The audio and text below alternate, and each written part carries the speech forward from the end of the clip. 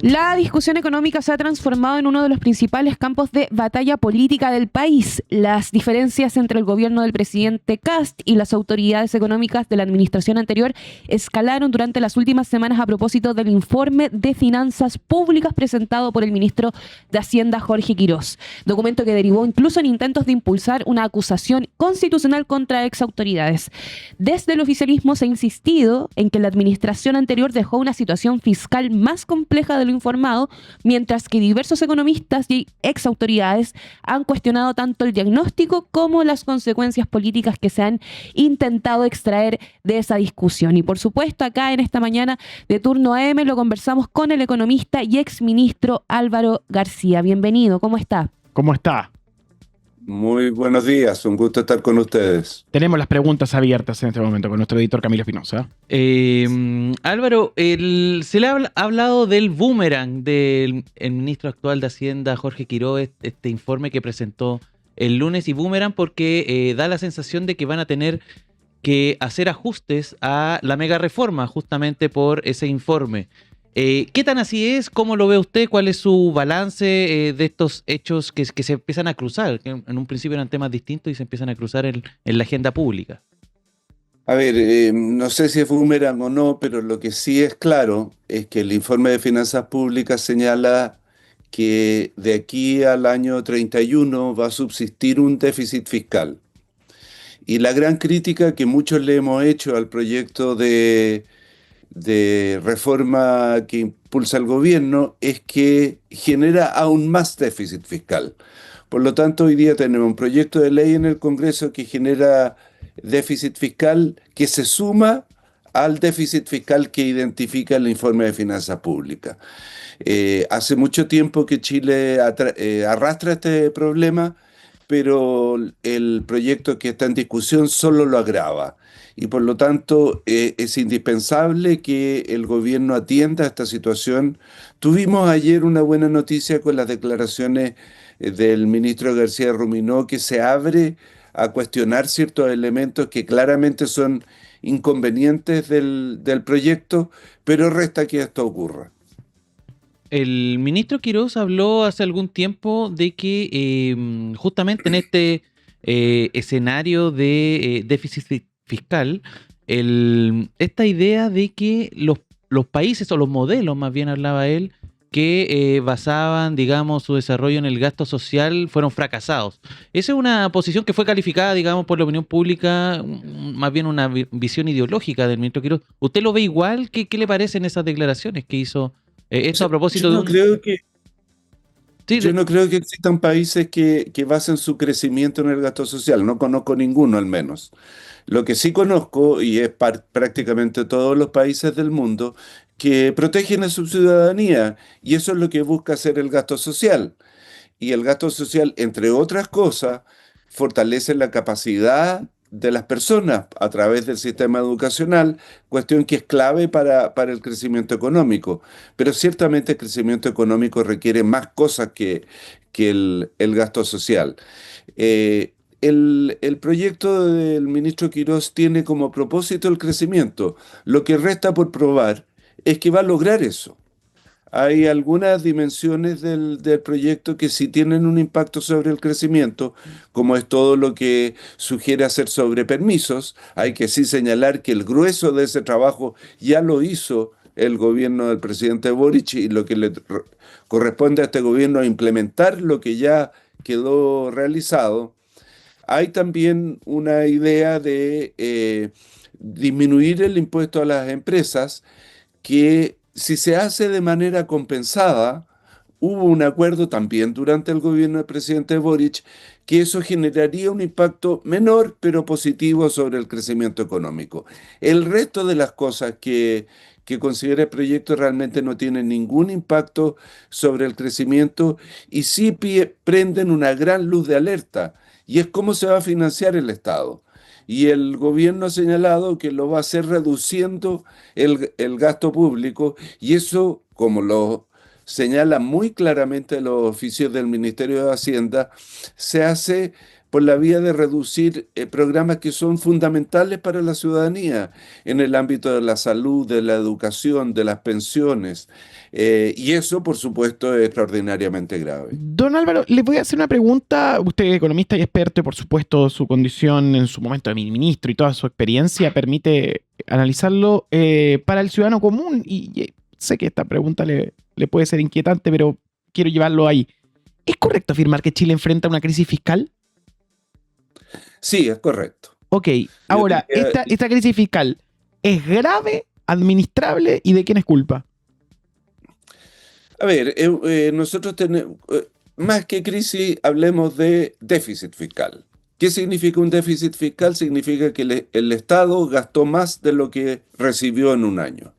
Y eso es insostenible en el tiempo, como es insostenible en el hogar de cualquiera de nosotros. Nunca podemos gastar continuamente más de lo que ganamos. Por lo tanto, sí requerimos un ajuste fiscal. ¿Cuándo se creó esto? Aproximadamente hace 12 años que se viene arrastrando. Y el pic del problema fue en los últimos años del gobierno del presidente Piñera, como resultado de la pandemia, que tuvo un gasto fiscal muy alto, que en gran parte se resolvió durante el gobierno del presidente Boric, redujo ese déficit de manera muy significativa, pero se mantiene. Y ese es un desafío que este gobierno debe asumir. El problema es que la forma en que se ha propuesto asumirlo lo empeora. Y básicamente existen dos maneras de atender el problema, no excluyentes, se pueden aplicar ambas. Una es buscar incrementar los ingresos del Estado, que es lo que buscó hacer el gobierno de la presidenta Bachelet, el gobierno del presidente Piñera y el gobierno del presidente Boric, sin mucho éxito, hay que decirlo. Y también la otra alternativa es reducir el gasto, cosa que también todos los últimos gobiernos han tratado de hacer y lo han hecho en cierta medida, pero no suficientemente. Lo particular de esta situación es que se pone toda la atención en reducir el gasto. Y el gasto en Chile está muy concentrado en tres ministerios: trabajo, por el financiamiento de las pensiones, salud y educación. Por lo tanto, reducir el gasto significa afectar variables que son muy importantes para la ciudadanía, particularmente para aquella que es más vulnerable. Álvaro, el debate se ha sostenido obviamente en un escenario bien técnico, que en general la ciudadanía no muchas veces se siente partícipe de lo que se está realmente discutiendo. Pero en términos concretos, cuando el ministro Quirós dice que hay error, que hay también personeros de gobierno que hablan de inconsistencias, que en el Congreso se está presentando una acusación constitucional frente a estos cálculos, ¿frente a qué estamos realmente con lo que emana de este informe que presentó el ministro Quirós el día lunes? Si me permites, quiero partir por tu primera afirmación, llego al error después, porque es muy importante que la ciudadanía entienda esto. Y no creo que lo entienda bien porque falta una información que es indispensable. El gobierno ha dicho: yo voy a reducir los ingresos fiscales y voy a simultáneamente reducir el gasto. Pero no ha dicho en qué lo va a reducir. Sí ha hablado de magnitudes, y son enormes magnitudes. También el Ministerio de Hacienda mandó un oficio a los distintos ministerios sugiriendo partidas que se debían eliminar o reducir. Es indispensable que el gobierno diga qué es lo que va a reducir, porque ahí la ciudadanía va a entender de qué estamos hablando. Un anticipo de eso es lo que pasó a principios de este gobierno, cuando dijo que iba a reducir parejo 3% el gasto de todos los ministerios. Al día siguiente, la ministra de Seguridad en esa época le dijo: oiga, no, aquí en seguridad no se puede. Y el gobierno dijo: entonces no lo hacemos. La ministra de Salud dijo: mire, yo no puedo reducir en 3%, puedo reducir algo, pero no en 3%. Lo mismo dijo el de vivienda, el de trabajo lo redujo, pero en 1, no en 3. Por lo tanto, queda mucho por reducir y todo recae en estos ministerios que son claves para la ciudadanía. Creo que el país se merece mayor transparencia en qué gastos se van a reducir. Y cuando los vea, sí va a ver cómo le afecta directamente su vida. Ahora voy a lo del error.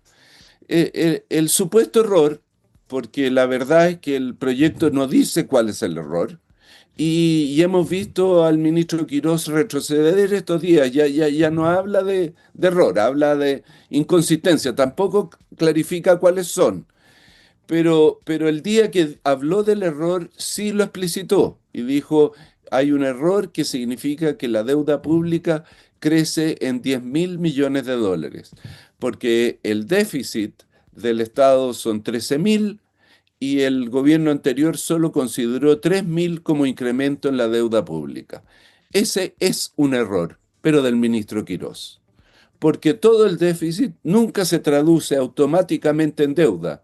Y el mejor ejemplo es lo que pasó el mismo año pasado, donde hubo un déficit muy significativo que todos reconocemos, pero la deuda cayó, no aumentó. ¿Y por qué cayó? Porque cayó el tipo de cambio, porque cayó la inflación, porque aumentó la tasa de crecimiento del producto, todas variables que inciden en la relación deuda-producto, como lo señala el propio informe del ministro Quirós, que dice que todas estas variables deben ser consideradas para ver la evolución de la deuda, solo que se le olvidó aplicarla al número que criticaba. ¿Por qué cree No hay un que, error en esa materia. por qué cree que ocurre ese error del ministro Quirós por doble intencionalidad política, incapacidades de él, errores de él? ¿Cómo lo ve usted? Mire, yo no me gusta juzgar intenciones, pero sí hay que ver que existe un patrón en esta materia. El gobierno partió hablando de del que el país estaba quebrado, a poco andar se tuvo que desdecir, el propio ministro Quirós dijo que el país no estaba quebrado, el ministro Quirós apenas asumió, dijo que no tenía caja para operar el gobierno porque le habían dejado solo 600 millones de dólares, que es una cifra baja para lo que el gobierno requiere. Pero cuando asumió en marzo se dio cuenta que la caja era de 3.000 millones de dólares, que no es en absoluto baja. Creo que ha habido por lo menos apresuramiento en los comentarios que se hacen, pero desafortunadamente todos estos comentarios, el error, la caja, el país quebrado, tienen un impacto sobre el país, porque los inversionistas extranjeros, que son justamente los que queremos atender, cuando leen que el gobierno de Chile dice que su economía está quebrada, bueno, se alertan.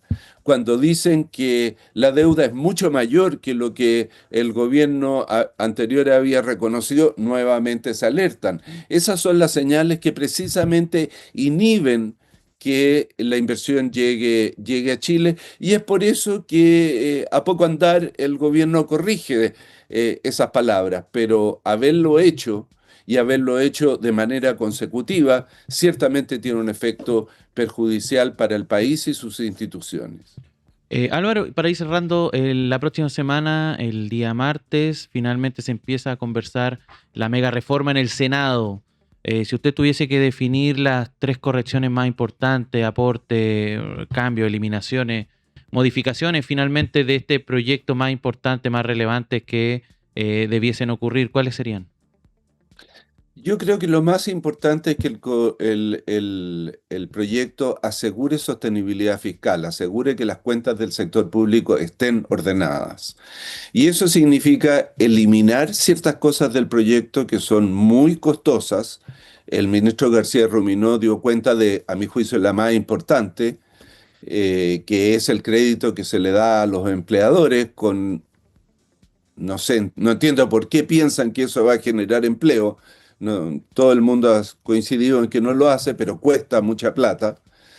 Una segunda dimensión es que tienen que compensar las caídas en recaudación o en ingresos públicos, producto de la rebaja en el impuesto a las empresas con otras alzas tributarias, de tal manera de que los ingresos fiscales queden ajustados a las necesidades que el país tiene.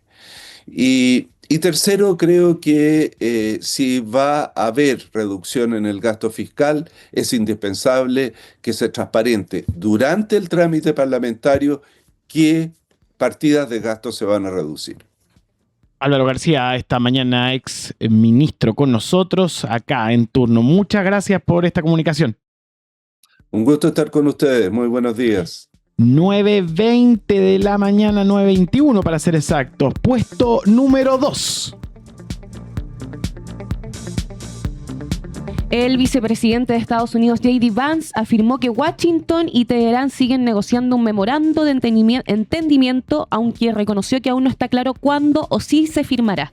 El posible acuerdo busca extender el alto al fuego, reabrir el estrecho de Hormuz y avanzar en límites al programa nuclear iraní.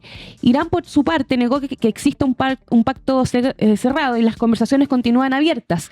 La información proveniente de ambas partes respecto a la posibilidad de un acuerdo ha mantenido arraiga la caída de los mercados y el alto al fuego no logra calmar los ánimos en todos los frentes, en particular los asociados a Israel, quienes insisten en ocupar Gaza y atacar el Líbano. Sí, pues. Tiene el New York Times a esta hora, esto lo subieron hace algunos minutos atrás, la incertidumbre pesa sobre las negociaciones, Estados Unidos afirma estar cerca de un acuerdo. El tema está cerca, pero aún hay incertidumbre principalmente porque hay un factor X, hay un factor ahí que aún no resuelve poner su firma, que es el factor Donald Trump, que es justamente un elemento impredecible. Muchos funcionarios han estado hablando con distintos medios, con el Washington Post, New York Times, CNN, y han revelado que están muy, muy cerca de llegar a un acuerdo con Irán, lo que pondría fin a la guerra y en el fondo le daría un alivio no solamente a la economía, sino que al mismo Donald Trump que se tiene que enfrentar ciertas estas elecciones de medio término que no tienen muy buen aspecto. Sí, pues es tan loco que Peter Thiel, que es un adicto a Donald Trump, que puso a J.D. Vance, se está yendo a vivir a Argentina.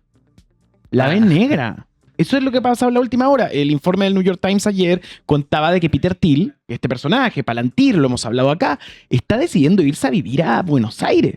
O sea, está saliendo de Estados Unidos. ¿Qué debe saber Peter Thiel proyectando? Además, otras bombas de humo que está lanzando Donald Trump. Este sitio aliens.gov que habría durante el día toda una serie de trailers que indicaban alguna revelación sobre vida extraterrestre, terminaron siendo una parodia a la situación de los migrantes. Pero sácame una duda, porque ocupan el concepto alien, y el concepto alien lo están utilizando para referirse a inmigrantes. ¿Pero eso es peyorativo? Sí, peyorativo. No peyorativo. es como que... O es como decirle cualquier animalado que pueda decir monstruo. Como es como cuando dicen venecos. Ya, es que yo había leído que el concepto alien significa algo así como persona que viene de afuera o similar. No estoy 100% seguro de aquello, pero volviendo a las negociaciones del estrecho de Hormuz, tiene ahora CNN a esta hora en su portada el hecho de que ambos países están esperando que el otro firme. O sea, está como Irán diciendo ya, firma Donald Trump, firmamos nosotros.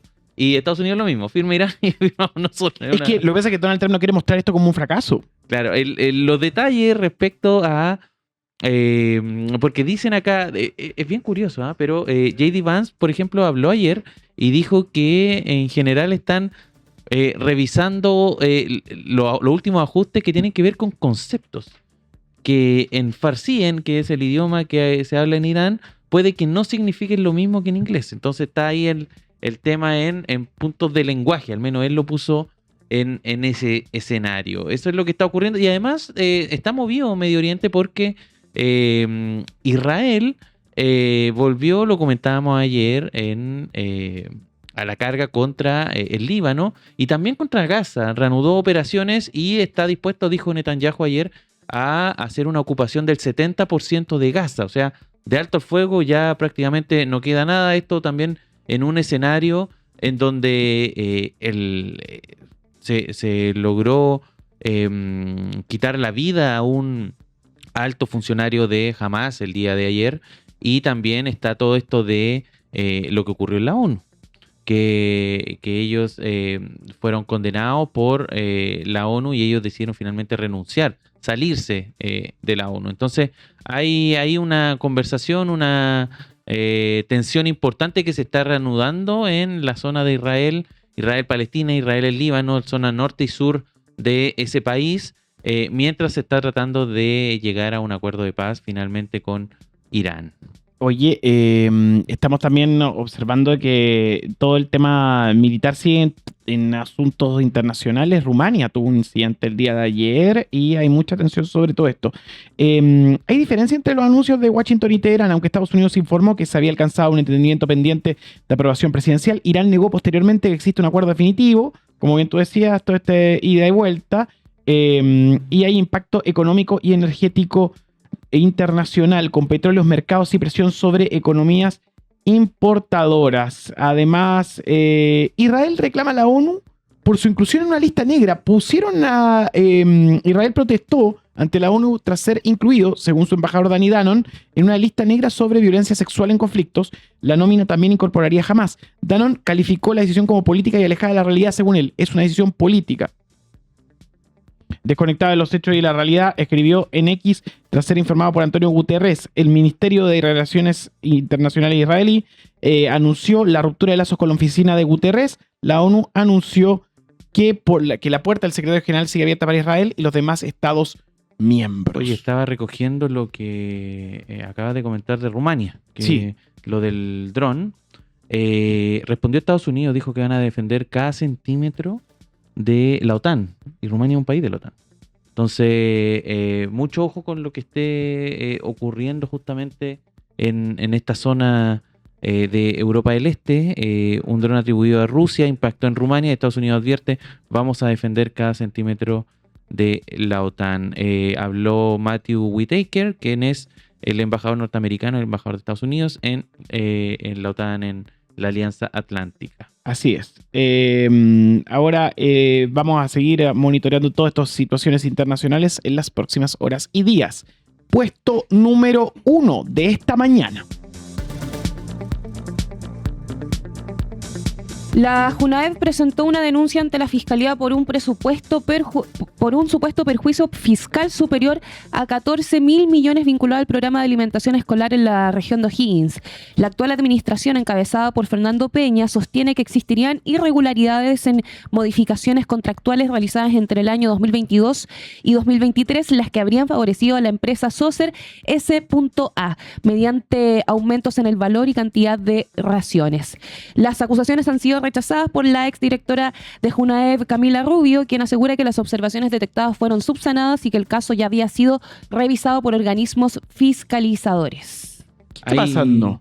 Bueno, lo que comentaba Geraldine, básicamente platas que estaban destinadas a la Junaed a alimentación, finalmente no tuvieron correlato en las raciones que se entregaron.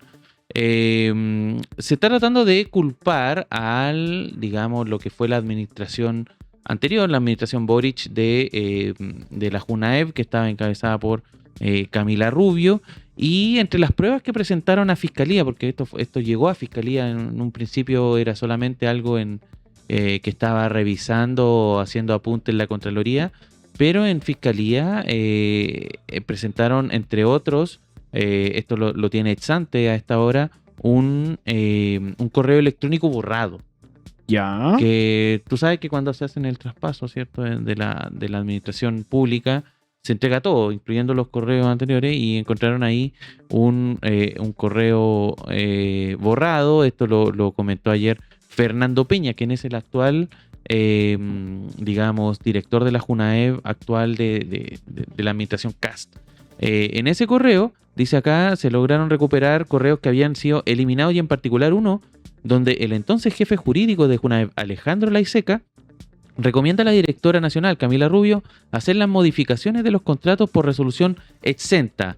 La resolución exenta, recordemos, una explicación rápida de qué significa, son básicamente resoluciones que no requieren supervisión, no es una licitación, son como se resuelve y se resuelve, es como Claro. listo. Y están, digamos, regulados más que nada por ley, y esto sin, obviamente, pasar por toma de razón de Contraloría.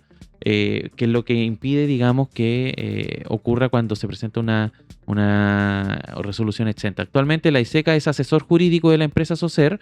Él ha dicho que no existe incompatibilidad porque pasaron 3 años desde que dejó su cargo en Junaev. El Socer, que es justamente una de las empresas involucradas en esto. Entonces está bien oscuro el panorama. Ahora es curioso porque todo esto surge en un escenario donde el ministro Quirós había hablado de recortes y había hablado de descontinuar la alimentación en Junaev. Ujú. ¿Se acuerdan de todo eso cuando salieron las cifras que uno, cierto, de los proyectos que más dinero reciben a nivel país? Bueno, finalmente lo que está ocurriendo acá es que se está dando el argumento para sí hacer los recortes. Me da la impresión de que el gobierno no actuó de la mejor forma porque acá finalmente lo que ocurre es poner la carreta delante de los bueyes, ¿cierto? O sea, se ve el problema, bueno, entonces el problema, debiese decir Quirós, hay que recortar estos recursos y administrarlos de manera mucho más eficiente. Y ahí todo el mundo hubiese entendido. Ahora, ¿cuál es el problema de Quirós? Dijo, recortemos primero. Y en vista de que todo el mundo salió a reclamar por los recortes, ahora sabemos que hay problemas Claro. en la administración de esos recursos. Ujú. Hay una situación también ahí que se cruza con esto. Lo estuvimos conversando también con el otro día, el día martes, si no me equivoco, un panel en turno en vivo vino entre otros el profesor ganador del Teacher Prize Sí, pues. en Chile, que también tuvo una voz muy crítica, pero al mismo tiempo bien prudente, porque es como el testimonio de las personas. Él es profesor de La Pintana, conoce, digamos, esa realidad, y dice que también se hace mucha caricatura con el tema de la Junaev, de que es la única alimentación al día, cuando en verdad el problema no es que sea la única alimentación, sino que más bien es, si no comen los alimentos de la Junaev, lo que ocurre es que se mal alimentan, o sea, viene el completo, viene digamos, los alimentos, la comida chatarra. Así que, nada, bien complejo el escenario que tienen ahí en Junaev. Sí, pues todo esto cuando el actual gobierno denuncia a Junaev ante la Fiscalía por presuntos delitos de corrupción y fraude al fisco durante la administración anterior. Esa es la polémica. La investigación destapó un presunto desfalco que superaría los 14.000 millones, apuntando directamente a la siguiente irregularidad dentro del programa de alimentación escolar, cobros por raciones no entregadas, precios excesivos y ocultamiento de información, que fue lo que ahora está sacando ex ante dentro de la conversación. Sí, es un tema que está recién emergiendo, evidentemente da para largo, hay que ver las instrucciones que da Fiscalía en todo esto, y cuáles son finalmente las decisiones que se toman. Hay que tener ojo igual, lo que ocurrió en O'Higgins no es, para el nivel de presupuesto que maneja la Junaev, no es tanto. Es, digamos, una fracción, ocurrió en O'Higgins, está, digamos, focalizado en esa zona. No es como que se esté diciendo en todo el país el tema de las raciones en la Junaev se está, digamos, mal administrando las lucas. Son recursos puntuales y evidentemente es una situación que involucra recursos que están muy por debajo, por ejemplo, de los recortes que quería hacer el ministro Quirós.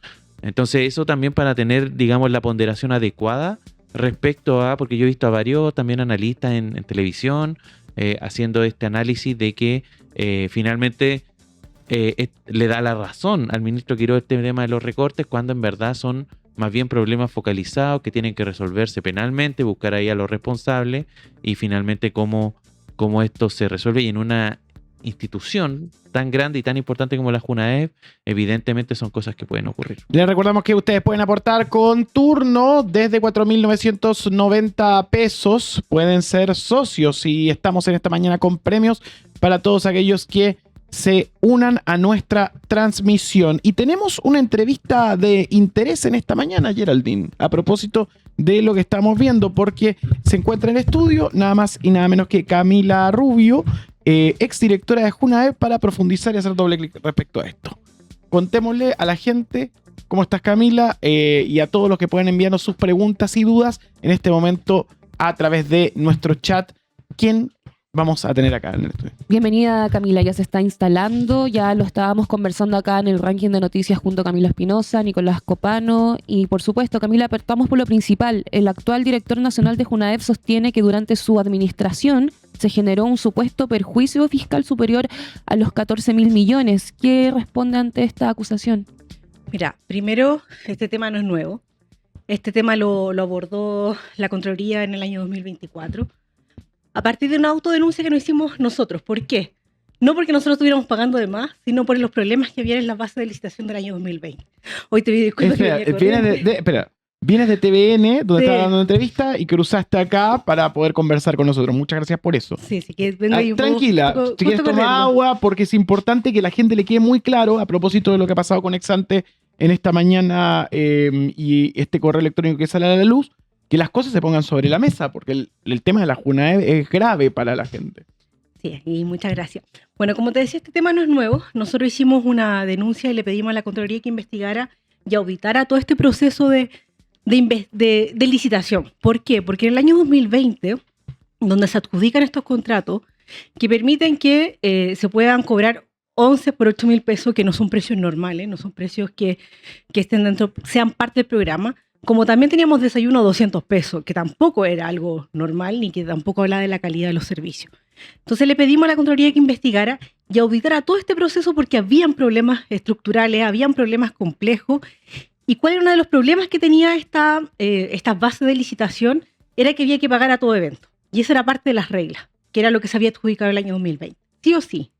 Pagar a todo evento el desayuno o la ración. La ración que estaban ahí programadas. ¿Esa es la deformidad que el presidente dice en su discurso que es relevante? Sí, pero ojo, eso pasó en el año 2020, para los años 21, 22, 23, o una parte del país, y todas las licitaciones que nosotros hicimos, que son las del 2023, 24, 25, las que están vigentes en 2026, no tienen estos problemas.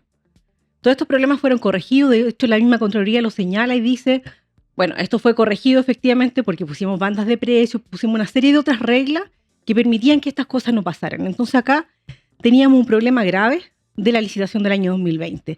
¿Y por qué se genera este problema? No es solamente porque hubo un error, porque además la UNAV lleva muchos años haciendo licitaciones, entonces era muy raro por qué se produjo este error. Y este error se hizo porque estas bases por primera vez no le hicieron los equipos técnicos de UNAV, que son los que tienen la expertise de hacerla, sino que por primera vez la hizo una empresa privada que no tenía experiencia. ¿Esto qué año fue? 2020. 2020. ¿Qué administración era? Sebastián Piñera. Ok. Continúa. Entonces, tuvimos que administrar el año 2022 este mal contrato, con las condiciones, con los elementos que habían, tuvimos que hacer ciertas modificaciones porque era imposible mantenerlo y la Contraloría así lo vio también. Esto en base a estudios con la Universidad de Chile, o sea, hubo acá un trabajo bien serio donde tuvimos que hacer estas modificaciones, pero habían reglas que no podíamos cambiar porque si no eso no significaba demanda para el Estado, no teníamos una causal legal para hacer un término de contrato anticipado porque la empresa se adjudicó con las reglas que había en ese minuto, entonces no había una ilegalidad en el proceso y así también la Contraloría lo dice. La Contraloría señala que no hubieron irregularidades ni ilegalidades, sino que hubo un mal diseño estructural. Y eso tuvimos que corregir y por eso hoy día no es un problema. De hecho, el director nacional lo ha dicho. Las bases los contratos actuales no tienen este problema, claro, porque fueron todas las correcciones que nosotros hicimos y que la misma Contraloría lo señala. Pero acá sí hubo un problema de un mal diseño de las bases del 2020, que teníamos que pagar a todo evento, las 11 y todo lo que ahí estaba establecido, independiente si se entregaran o no, y eso generó un perjuicio, una distorsión también en los precios, en el servicio y en todo lo que se había generado. Y el origen de eso tiene que ver porque intervino una empresa sin experiencia a hacer las bases de licitación, algo que no es casual, no es normal, que no se da comúnmente. De hecho, las empresas no están sujetas a la ley de lobby, a diferencia de los funcionarios públicos que participan en estos procesos. Le voy a preguntar, ¿qué cree legítimo o incorrecto que la actual administración lleve estos antecedentes a la Fiscalía? ¿Lo crees? Mira, lo que pasa es que la Fiscalía lo está investigando ya. Si cuando nosotros le pedimos a la Contraloría que hiciera esta auditoría, que auditó todo este proceso, ojo, la Contraloría se demoró 1 año y medio más o menos en auditar los contratos, las bases de datos, los pagos y todos los elementos. De hecho, el último informe que entrega el mes pasado dice que subsanan una serie de observaciones que son relevantes también de este proceso. Entonces, la Contraloría se demoró mucho tiempo también en poder, estando en la institución, revisando todos los antecedentes, porque son muchos.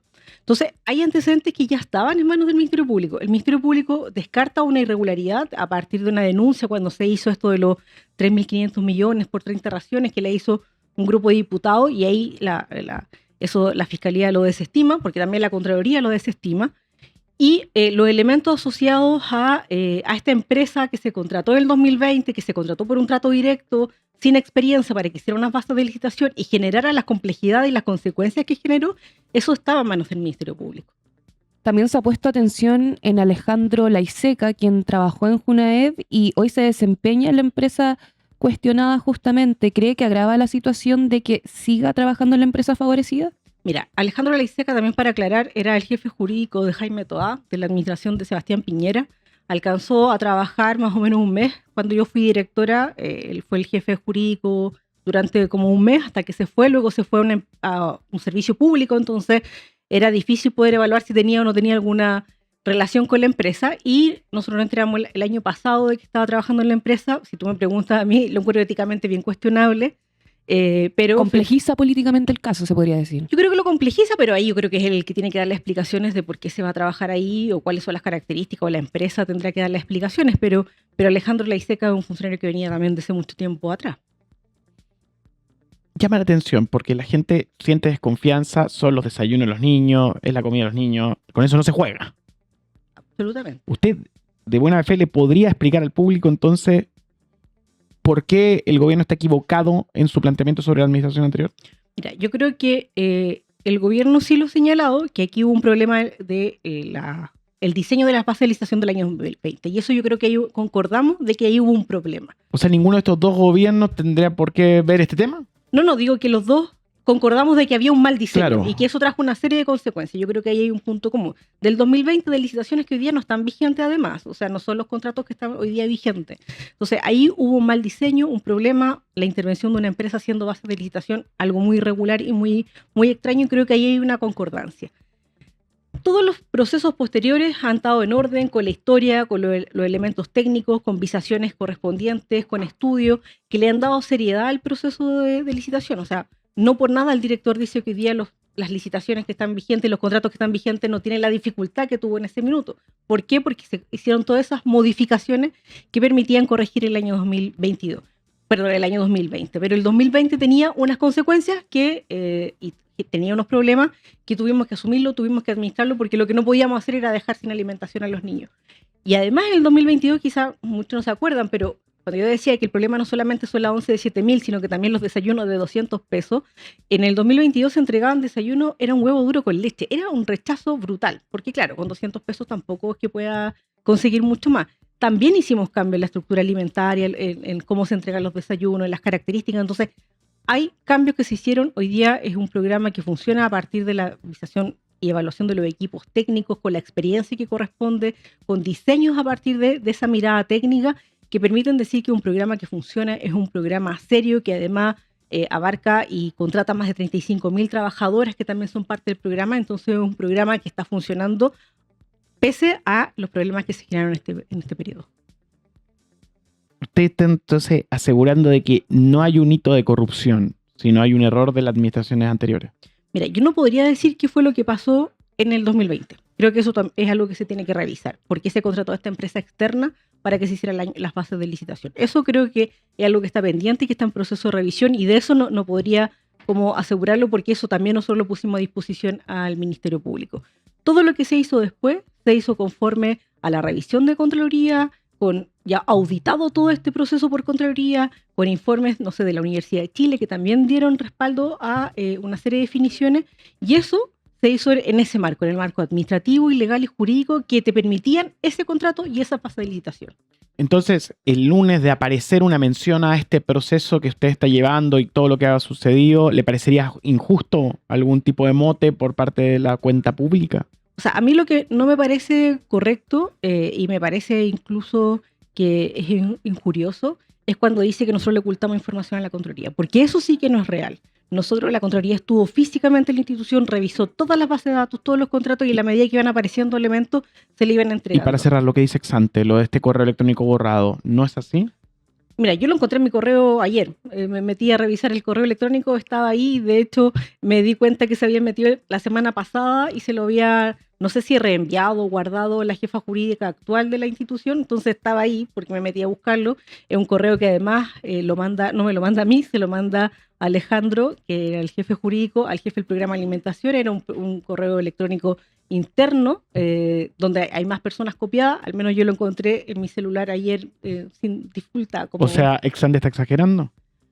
Es que desconozco lo que le informaron Exante. El director dijo que lo había borrado era el remitente, que en este caso era Alejandro. Ahora, si Contraloría tuvo acceso de información o no, lo desconozco, pero porque es algo muy específico, pero Contraloría estuvo en la institución durante mucho tiempo revisando todos los antecedentes, todos los documentos y todas las bases correspondientes y las bases de datos, las bases de pago, los contratos, toda la revisión que correspondía a esto. Muchísimas gracias por esta conversación esta mañana tan abierta y la verdad transparente para poder aclarar algo que a la opinión pública le está conmoviendo, que por supuesto vamos a seguir monitoreando. Gracias. No, muchas gracias a ustedes. Cambio fuera, fin del ranking de noticias.